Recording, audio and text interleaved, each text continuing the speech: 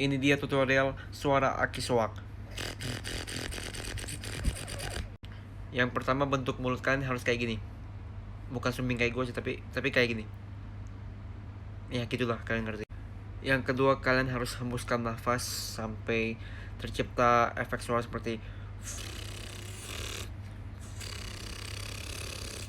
Nah, kalau udah ada suara getaran begitu, kalian tinggal padukan dan terciptalah efek suara aki soak.